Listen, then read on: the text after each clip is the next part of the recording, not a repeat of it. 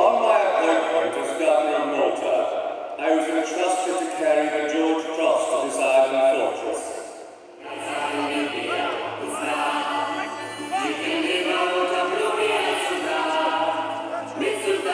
Kapitlu importanti ferma l-istorja ta' gżiritna qed jiġi mfakkar din il-ġimgħa, mod partikolari f'avveniment annwali li sar fi Pjazza San George il-Belt, fejn udjenza mdaqsa rat kommemorazzjoni tal-għoti tal-George Cross lil Malta.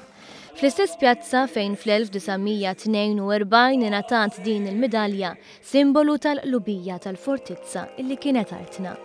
Wirjiet varji li ħadu lill-udjenza lura żmien it-tieni gwerra dinjija.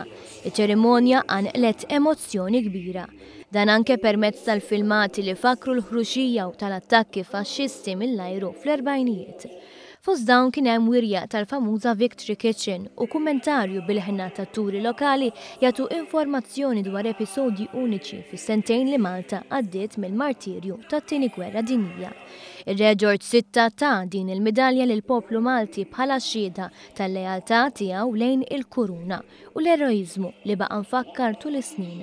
Tant li sallum il-ġurnata il-George Cross sadu fuq il-bandiera nazzjonali tagħna, anke jekk din hija xi ħaġa li minn żmien għal żmien tqanqal diskussjoni.